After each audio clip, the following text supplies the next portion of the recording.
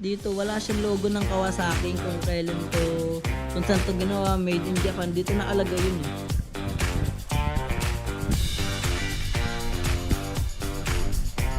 At syempre mga tol, itong chassis niya ay, yung frame niya, yung pinaka-frame niya ay iba na din yung kulay. Syempre kailangan natin ito ibaba.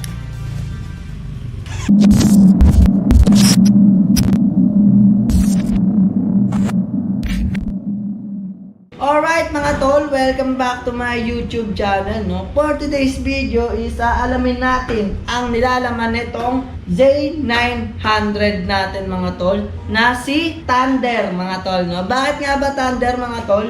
Dahil hindi natin siya inaasahan na dadating siya mga tol, no? Bigla-bigla na lang siyang sumusulpot, no mga tol, no?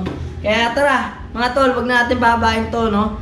Samahan niyo ako na alamin tong nilalaman na itong Z900 natin, no mga tol. Arat, peace out.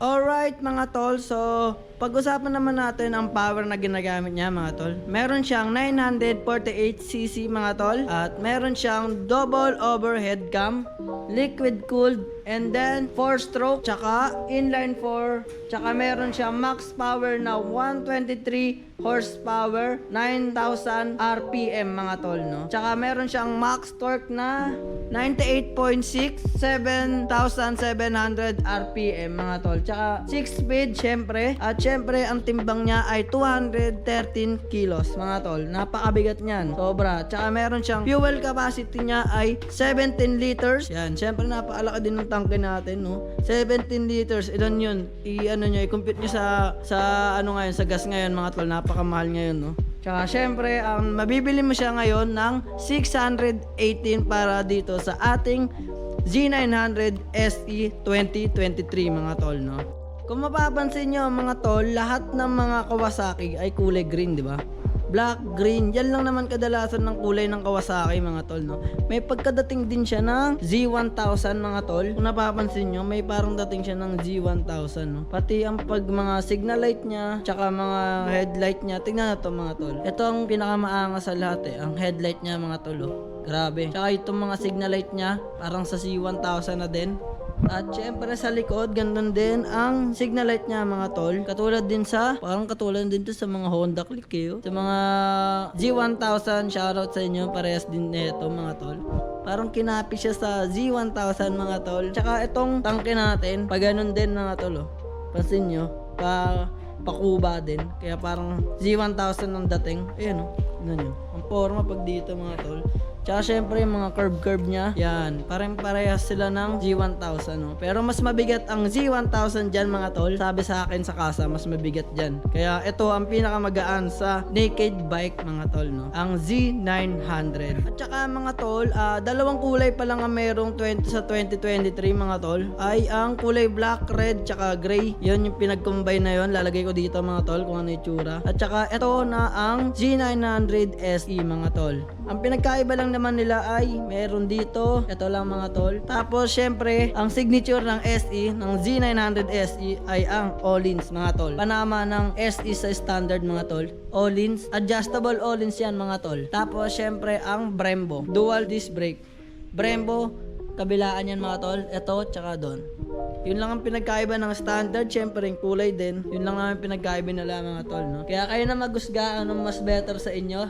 Syempre, para sa akin, mas better itong Z900 SE natin mga tol. Dahil dun sa mga pyesa na nakakabit sa kanya, di ba? Panalo ka na dun sa 618 mga tol. Tsaka mga tol, ang napansin ko dito ay sa 2022 model, wala na siyang logo dito. Meron siyang logo dito nung 2022 mga tol eh. Dito, wala siyang logo ng Kawasaki kung kailan to, kung saan to ginawa, made in Japan. Dito nakalagay yun eh. Ewan ko saan nilagay ngayon dahil wala siya, parang tag siya eh, dog tag, parang dog tag yung nakalagay dito eh. At syempre mga tol, itong chassis niya ay, yung frame niya, yung pinaka-frame niya ay iba na din yung kulay black na, hindi na green mga tol, no? Dati green to eh, itong pinaka-frame niya, tsaka dito yung kulay green na mga tol, no? Grabe din, pinagbago din pala, no? Pintura, ang dami din palang pinagbago dito sa motor natin na sa Z900. Split seat na may malapad na main seat mga tol, tapos diretso dito sa maliit na upuan nito na napakatigas.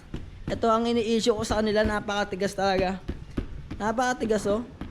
Talaga naman pag ginampas sa iyo, tulog ka eh. Yung i-rate natin siya dito mga tol, itong upuan na itong gano'ng kalambot. Sa 10 ay parang 8/10 siya mga tol. Dito 10/10, napakatigas. Baka naman Kawasaki, pwedeng palambutan to kasi napakasakit sa puwet eh pag may angkas. Nagre-reklamo si Babal, napakatigas daw ng ng upuan nyo mga tol. Syempre mga tol, hindi mawawala dito ang headlight, no? Lahat ng nakikita nyo, pati signal light, ayan, dalawang signal light, lahat headlight dito, pati yung parang pangil niya mga tol. LED lahat yan, pati yung nasa likod, no? Silipin natin yung nasa likod niya mga tol. Ayan, ito, pati ito, LED na din to mga tol. Ito, tsaka ito mga tol. Pinaka brake light niya, LED na din yan mga tol, no? Syempre meron yan ditong Z na nakalagay, ang pinaka signature ng Kawasaki pagdating sa Z version mga tol. May nakalagay dito Z. Buhayin natin, tara. Ayan mga tol, oh. Z. Pang Z version talaga siya. Siyempre mga tol, meron siyang ditong bracket na para sa plate number. Tinanggal ko siya kasi parang ang sagwa, para tayo nasa wala nang tayo nasa Inje, kaya tinanggal ko na din siya. Napakasagwa kasi to, bro. Siyempre, tingnan nyo, napaka-forma pag walang bracket dito, di ba? Hindi siya mukhang. Siyempre, ang una natin makikita pagdating dito sa ating display, ang logo ng ating Kawasaki. Kawasaki? Shoutout sa Kawasaki. Siyempre, una nyo makikita, ang pag-unang bukas nyo mga tol ay ang RPM, di ba? Hanggang 12 yan mga tol. Tapos, rain mode, neutral, tsaka yung mga gear dito nyo na makikita mga tol. Fuel gauge, digital na din siya. Siyempre, auto. Hindi pala to ang una nating sakay dito mga tol, no? Nagamit ko na din siya, tsaka ginamay ko na din siya bago to i-vlog mga tol. Meron siyang 336 bago ko siya i-vlog. 336 na yung odo niya mga tol. At syempre ang Celsius tsaka ang orasan mga tol, no? Tsaka syempre kung ilan yung tinatakbo mo, kilometer yan. Diyan mo makikita yan mga tol. At syempre dito mo din makikita ang neutral, ABS, tsaka ang sakulan. Ano pa ba to? Tsaka mga check engine, tsaka mga battery yan. Mag-aalam yan mga tol if may mga sira na yung pyesa nyo. Tsaka mga tol, kung gusto nyo naman mabago tong tong odo na, kasi nababago to kung trip A, trip B, di ba mga tol? Sa mga maliliit na motor, mayroong ganun yun mga tol, mga trip A, tsaka trip B, no? Pipindutin nyo lang to. Sa taas, ito pipindutin nyo mga tol. Ayan, papansin nyo yung mga babago. Itong trip A, yan, trip A, tapos trip B. Yan mga tol. Sa baba naman, pag pinindot nyo ang baba mga tol, meron kayong makikitang battery, tsaka itong range, AB speed. Yun lang naman makikita nyo mga tol. Total time, yun lang naman. Para naman mapunta tayo sa ating menu mga tol, sa menu netong motor natin. 3 seconds mo lang to. Sabay mo pindutin yan ng mga 3 seconds. Yan, lalabas dyan. Meron tayong vehicle settings, display, date and clock, and service, bluetooth, tsaka units mga tol, no? Kung gusto nyo pindutin yan ay ito. Yan. Itong kanan mga tol, meron naman tayo sa vehicle settings ng shift lamp, tsaka engine speed. Yung RPM niya mga tol, ma-adjust mo din dito kung ilang limit niya. Tsaka immobilizer lamp mga tol, no. Tsaka kung ibabalik naman natin yan, ay i-hold lang natin. Yan, babalik na siya. Lilipat natin siya sa display mga tol. Ito naman tayo sa kaliwa. Yan, tapos pindot to. Ang makikita natin sa display ay brightness mga tol. Kung gusto nyong mas maliwanag tong display nyo mga tol, no. Yan, ito lang naman siya mga tol kung gusto nyong baguhin. Kung gusto nyo siyang baguhin mga tol, etong kaliwa mo lang siya ipipindutin mga tol. Meron siyang level 1. Ayan, level 1. Ang pinakamababa sa brightness niya mga tol. Kumbaga sa cellphone, pinakamababa siya. Tapos sunod, itong level 3, pinakamaliwanag mga tol, no. Ayan. Level 2, yan lang naman siya mga tol, no. Set natin siya sa level 2 para hindi siya masakit, di din siya madilim, no. Next tayo ay ang date and clock. Pindutin natin yan. Ang nilalaman na ito, date, syempre, format, yung month, tsaka day, tsaka year. Yan yung makikita yan mga tol, tsaka date. Ayan, o. Yan yung mga tol, o. Tapos clock format 12 hours, kung gusto niya 12 hours, o ayan, clock. Sunod ay ang service mga tol. Ang nilalaman naman ng service ay meron siyang oil change. Diyan mo makikita mga tol, naka-off siya. Siguro magno-notif siya kung kailangan na mag-change oil, di ba? Kasi sa Raider 150 mayroong ganun mga tol eh. Yung may magno-notif dito na change oil eh. Kaya balik natin yan. Tapos sunod, itong Bluetooth. Siyempre, nagbo-Bluetooth ang ating device mga tol. Itong unit na to ng mga tol. Magno-notif din sa'yo kung may natawag. Dito lalabas yan mga tol. Pero hindi nyo ito matatouch mga tol. Yan lang naman. Naka-off lang siya. Hindi ko pa siya pinipairing mga tol. Balik tayo. Sunod ay ang unit mga tol. Yan. Ang nilalaman ng unit mga tol ay speed, fuel, tsaka temperature. Yan lang naman siya mga tol. Kung gusto niyo naman siya bumalik na mga tol ay ito, pagsabay niyo ulit tong dalawa. 1, 2, 3, go. Yan, bumalik na siya sa mismong display niya mga tol, no. Kaya tara, patayin natin ba mag-discard eh. Siyempre mga tol, dahil naka-naked bike tayo mga tol, medyo nakaangat to, pero pinababaan ko yan mga tol, no? Kasi hindi ko talaga abot. Mamaya papakita ko sa inyo mga tol, no. So ano nga ba nilalaman na ito pagdating sa kanan mga tol? Siyempre ang kill switch. Yan, dyan mo papatayin mga tol. At saka syempre starter. At saka syempre ang ating settings. Yan, mga menu. High and low. Signal light. Yan. Tsaka beep beep. Busina mga tol. Tsaka itong hazard niya mga tol, no. Yun lang naman nilalaman na itong set na to, kaliwat kanan syempre. At ang sunod ay ang dito niya, ang lever niya ay adjustable na din mga tol. Kung gusto niyo medyo nakaangat ang ating clutch, na-adjust siya.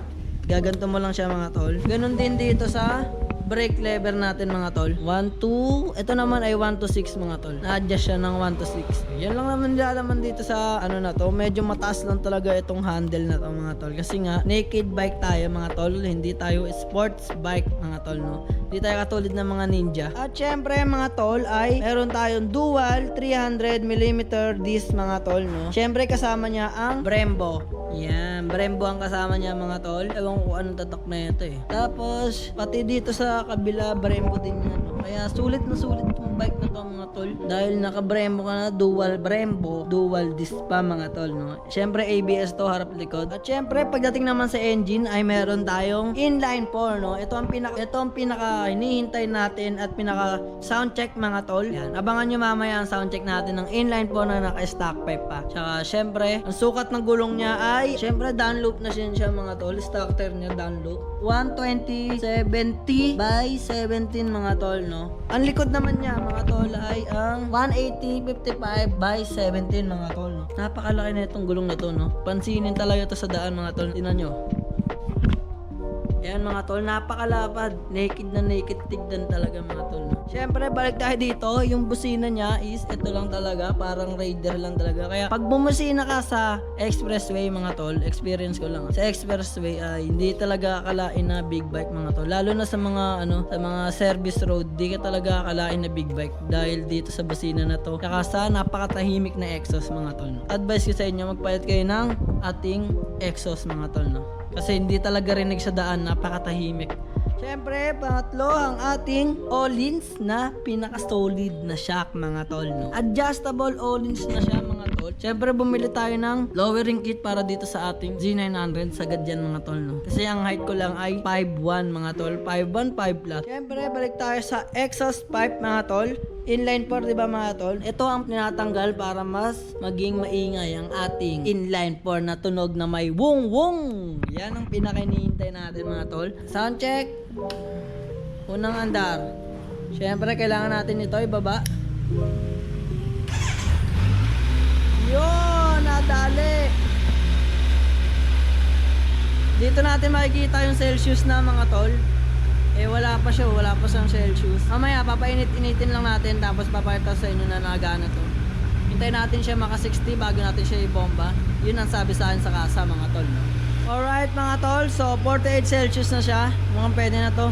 Bomba lang naman hindi naman tayo alis Kaya tara, sound check ng stock exhaust para dito kay Thunder natin mga tol. Sound check.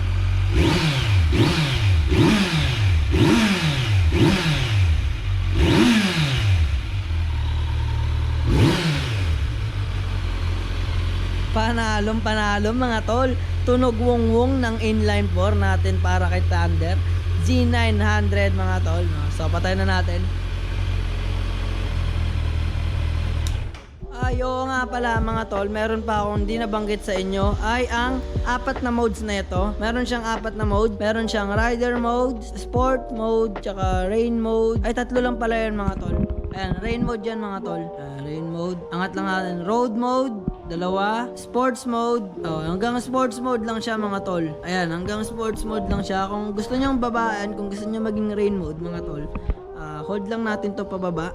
Yan, magbabago na yan. Road mode. At syempre, ito kung paano na ito tanggalin natin to mga tol. Yan, tanggalin natin to mga tol. Itong upuan niya. Kung ano makikita natin dyan, yan. Pakanan. Laging pakanan mga tol pag magsususi. Tanggalin natin. Ito na mga tol. Ayan. Yan lang naman nilalaman niya mga tol. Napakaliit. Halos di ka kasya yung cellphone dyan. Alam ko pag may cellphone, lulusot dito sa butas na yun Ito naman mga tol, tanggalin natin to. Itong upuan na to, pinaka main seat niya. Ito unang gagawin mga tol, ilahin nyo lang paangat to. Yan, paangat lang siya mga tol. Yan. Ang unang makikita mga tol ay battery at saka mga fuse mga tol, no. Yan lang makikita dyan mga tol, battery tsaka mga fuse. Di natin pwedeng galawin yan dahil di natin alam yan mga tol, no. Yan lang makikita nyo dyan mga tol. Yan ang compartment ng mga big bike. Napakaliit kumpara sa mga maliliit na motor, no. So mga tol, ito ang itsura ko kapag 5'1" ka mga tol, no. Tingnan nyo kung gaano kataas to Ginawa ko na tong lowering kit mga tol. Pero ginawa ko na lahat. Pinababaan ko na to siya sa harap. Tsaka may lowering kit na din tayo sa likod. Tingnan nyo kung gaano kataas pa din sa akin mga tol. Ang last chance na lang talaga natin ay itong pinaka upuan niya, papa-flat seat natin yan. Pero ang mahal 1K mga tol, no? Yan siya mga tol. Hindi pa yan Yan mga tol. Ganyan ka-allowance ang kailangan ko mga tol. Napakababa niya pa. Para maabot niyo ang upuan. Sanayan na lang to mga tol. Kaya na maghusga kung anong comment nyo, anong suggest nyo para mas bumaba pa to mga tol. Alright mga tol, so yun lang ang video natin, no? Yun lang ang nilalaman na itong Z900 SE natin mga tol. Ingatan natin to si Thunder sa mga biyahe natin mga tol. Mga pala mga tol, meron akong binibenta rito dishwashing mga tol. 55 pesos lang. Pwede to sa mga motor. Subok ko na to sa motor. Tsaka sa mga kabala, basta kahit saan to mga tol. Pwede sa plato to, lalo sa plato, pwede to mga tol. 55 pesos lang, 1.5 liter na siya mga tol. Siyempre, pangalawa ang ating t-shirt. T-shirt natin na Moto Day Vlogs. Ito ang harap niya mga tol. Ito naman ang likod niya, no? Yan. Kayo na magusga at comment lang kayo kung gusto niyo mag-order mga tol sa akin ng t-shirt o kaya ng dishwashing natin na mga tol. Paano mga tol, hanggang dito ng ating vlog. Kung di ka pa nakapindot sa ating subscribe button, pindot na kayo mga tol, huwag na kayo patumpik-tumpik pa, no? Tsaka ang ating notification bell para ma-notify kayo na may bago tayong vlog ng mga tol. So hanggang dito na ating vlog. In 3, 2, 1, let's go!